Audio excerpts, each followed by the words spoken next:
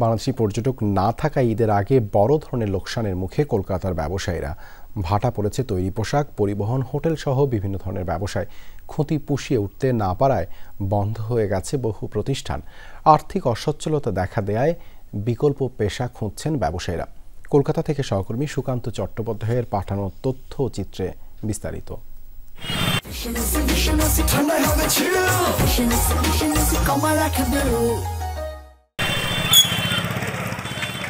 এক সময়ের মিনি বাংলাদেশ খ্যাত কলকাতার নিউ মার্কেট এখন ক্রেতাশূন্য।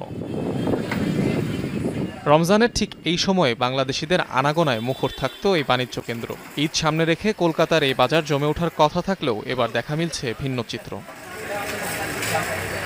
New market, Dharmatala, park street সহ প্রায় 2 বর্গ কিলোমিটার এলাকার ব্যবসায়ীরা মূলত নির্ভরশীল ছিলেন বাংলাদেশিদের উপরেই। দেশটির ভিসা বন্ধ থাকার সেই আঁচ পড়েছে ব্যবসা প্রতিষ্ঠানগুলোয়। ঝুঁকির মুখে পরিবহন, হোটেল এবং পোশাক ব্যবসা। ব্যবসা তো আগে ছিল, আর যখন বাংলাদেশি আসতো, এখন আসছে না। পুরো ব্যবসা তো পুরো হোটেল পুরো বন্ধ আছে। মার্কু স্ট্রিটে যত হোটেল আছে, যত রেস্টুরেন্ট আছে, যত ঠেলাওয়ালা আছে, রিক্সাওয়ালা আছে, অটোওয়ালা আছে, যার ব্যবসা ছিল সব বন্ধ, শূন্য হয়ে গেছে। ব্যবসায়ীদের দাবি, পর্যটকের অভাবে কলকাতার নিউ মার্কেটে বন্ধ হয়ে গেছে বহু গেস্ট হাউস, হোটেল। কলিন স্ট্রিটে তালা ঝুলছে বহু প্রতিষ্ঠানে। এমনকি বদলে ফেলা হয়েছে প্রতিষ্ঠানের ধরনও। গাড়ির সংখ্যা কমে যাওয়ায় মার্কুইস স্ট্রিটের সেন্ট মার্টিন পরিবহনের কাউন্টার পরিণত হয়েছে বস্ত্রালয়ে। সেখানে দেখা নেই ক্রেতার।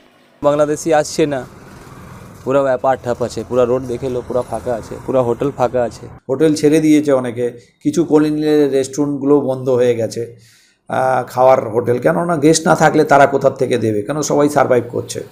এমন পরিস্থিতিতে বিকল্প পথে রোজগারের কথা ভাবছেন ব্যবসায়ীরা। অনেকগুলো হোটেল আছে, আর 10টা হোটেল আছে বন্ধ আছে। সামনে কোনাতে আছে, বাঁ দিকে আছে, এদিকে আছে, এদিকে আছে, আগে আছে, সবার 10টা হোটেল বন্ধ আছে। গেল বছরের 5 আগস্টে বাংলাদেশের রাজনৈতিক পট পরিবর্তনের পর থেকেই লাফিয়ে লাফিয়ে কমতে থাকে কলকাতায় বাংলাদেশি পর্যটকদের সংখ্যা। অনিক রহমান, যমুনা নিউজ।